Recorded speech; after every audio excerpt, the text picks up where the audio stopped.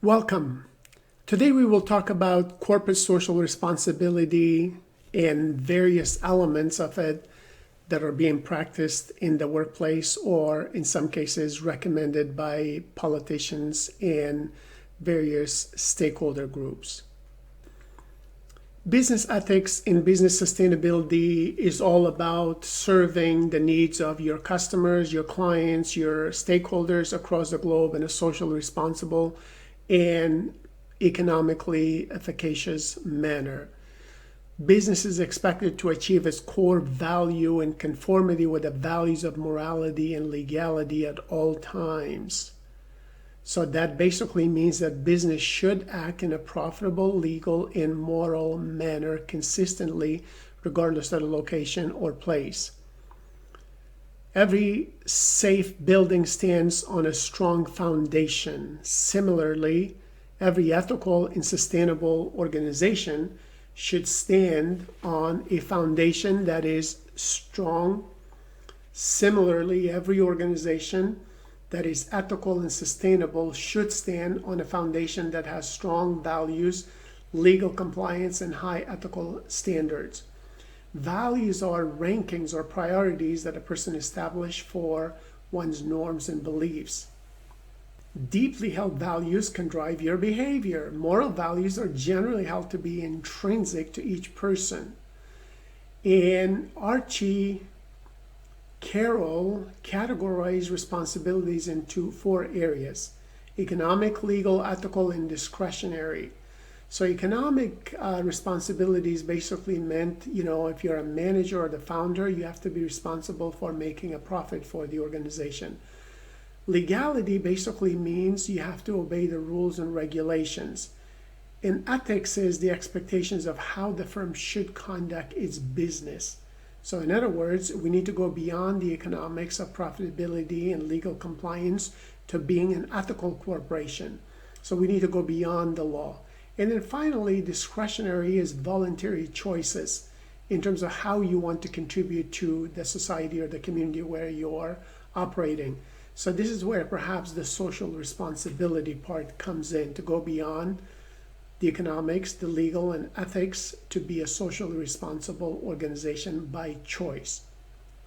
Some authors take a strategic as well as a stakeholder approach to corporate social responsibility by saying that corporate social responsibility is a concept whereby companies consider the interests of society by taking responsibility for the impact of their activities on its stakeholders as well as the environment in general.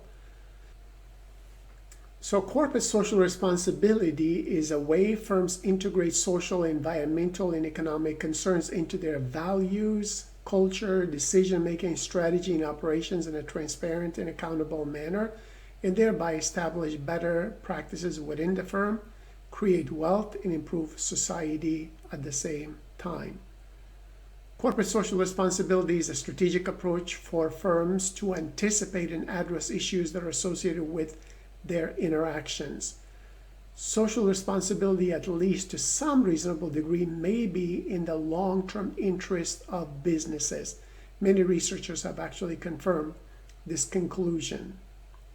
As a matter of fact, one researcher explains that some corporations have long supported social initiatives as a means of enhancing their own profits and long-term viability. Through charitable donations, community programs, or holistic decision-making, corporations have pursued tangible goals such as improving workforce comfort or engendering customer goodwill, arguing that these actions align with the corporation's ultimate profit-making interest. So business is part of society and subject to society's mandates. And if society wants more responsibility from business, business cannot and should not ignore this request without the risk of incurring society's anger, perhaps in the form of higher taxes or more onerous government regulations. Over a decade ago, a Business Week article found that only 4% of the public believe that the sole purpose of a corporation is to make profit for shareholders. Only 4%. 95% believe that corporations should sometimes sacrifice some profit to do more for employees, communities, and society. So in other words, companies need to go beyond the economic side by not only being legal and ethical, but also being socially responsible to voluntarily do things for the community that the community needs the most. One example of a smart social responsibility concerns Microsoft's wellness efforts to help its overweight or obese employees. The company, which already provides free medical coverage to its employees, created a weight management benefit program for all of its employees. So Microsoft said that they will pay 80% of the cost, up to $6,000, for a comprehensive clinical weight loss program for employees. That's a very good socially responsible action to take. Today, corporate social responsibility debates are not just occurring in developed economies. Countries around the world are engaging in rich and nuanced debates in undertaking significant reforms in the corporate governance and corporate social responsibility arenas. Corporate social responsibility is being promoted in the European community. Some relate that in the year 2000, the European Council in Lisbon formally encouraged companies to become more socially responsible, for example, by taking into consideration sustainable developments. The Society for Human Resource Managers put forward a number of reasons for the extent of corporate social responsibility. They said companies realize that they need to respond to large-scale social problems before they become a threat to the business. Society for Human Resource Managers contend that solutions to major social problems can increasingly be viewed as new sources of business opportunities. That is, providing goods and services to the people of developing nations may be a way to enter into potentially vast markets of consumers. So going green and investing in environmentally friendly technology can be a way for companies to initially establish themselves in a potentially highly profitable energy sector. Some researchers call for a sustainability approach to corporate social responsibility globally. For transnational corporations doing business in developed countries, sustainability may require investment in community-level infrastructure development projects, technological innovation, education, and healthcare.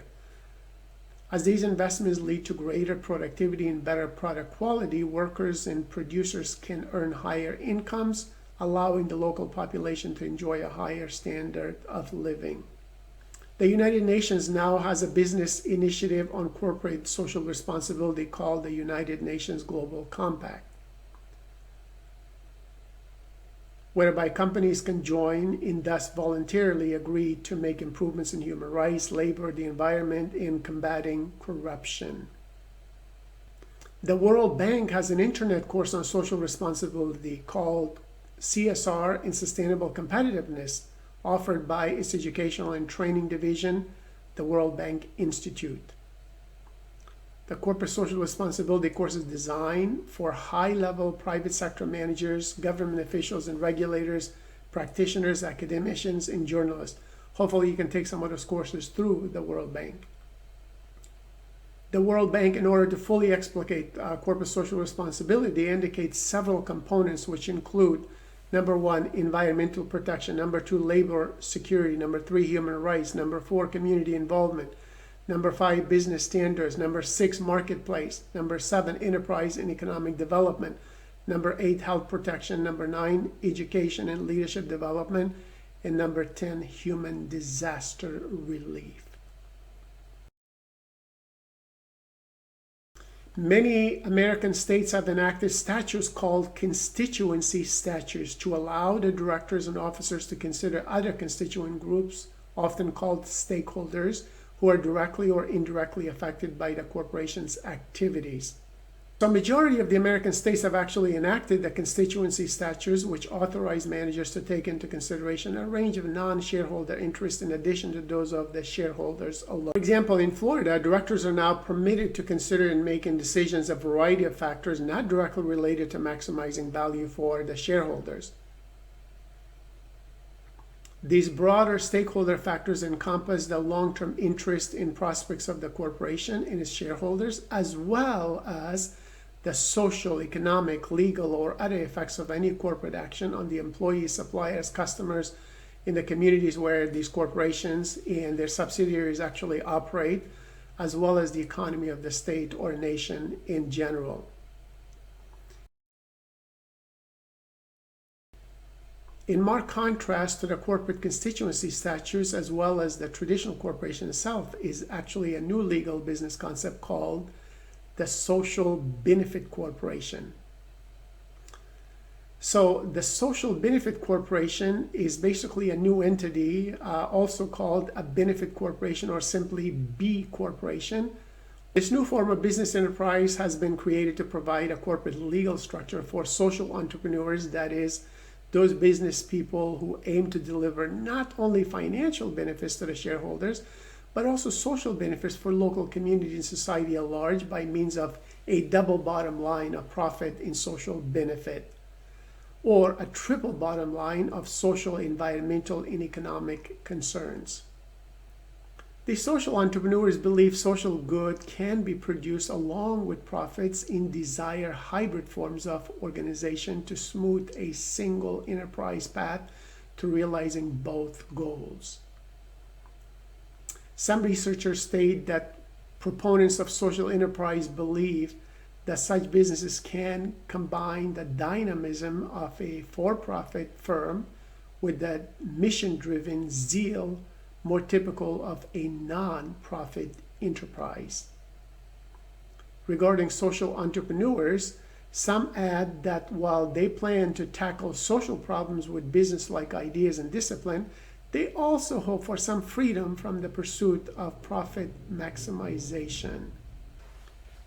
In a social benefit corporation, the corporation will specify its intended social purposes on public benefits, as well as the stakeholders or constituent groups that is legally obligated to consider in achieving these objectives.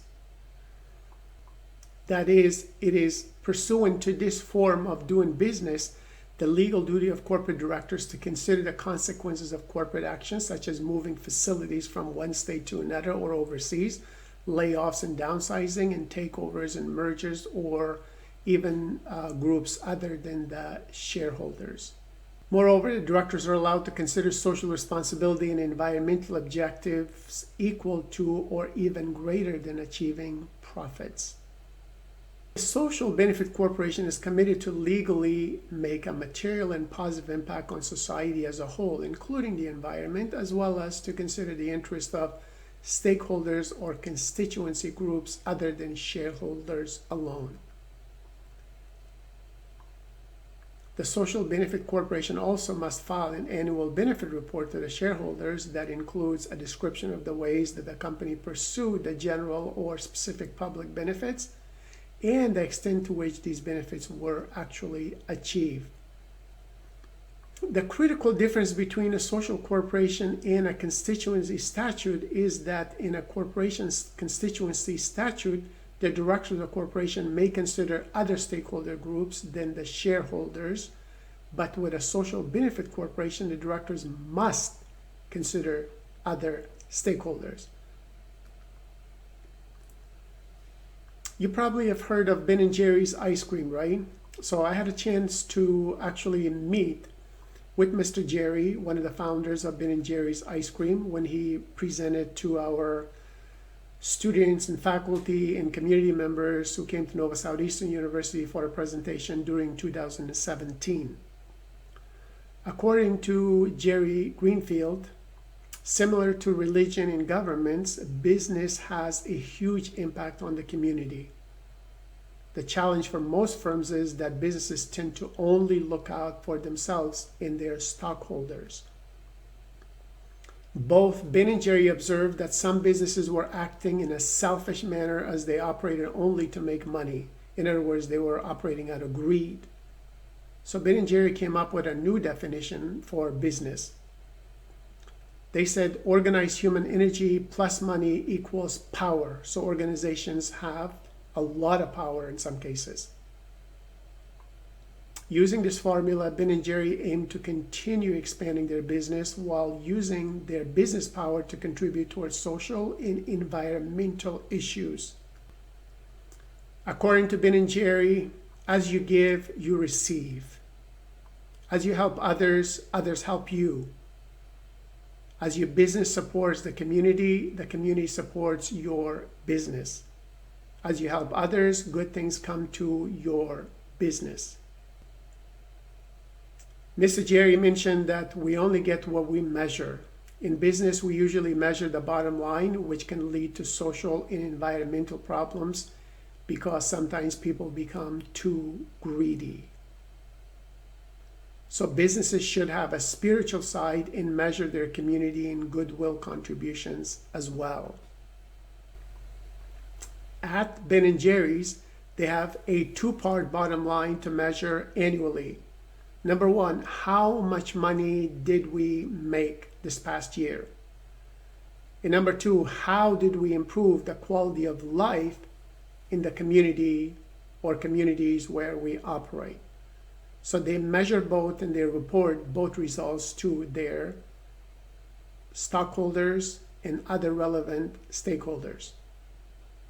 In summary, let me mention that social responsibility is a very important and relevant topic for business. Business leaders are expected to lead by values, legal values, moral values, and socially responsible values. The view today is that business should pursue profits, of course, but also that business should strive to achieve social objectives such as philanthropy too. Social responsibility, therefore, should now be incorporated into business values, mission statements, and models by business leaders. So be a fair and socially responsible manager, employee, professional, leader in your business dealings. Good luck. Remember that ethical behavior is a skill. You need to evaluate and improve your ethical muscles in fitness every single day. Good luck.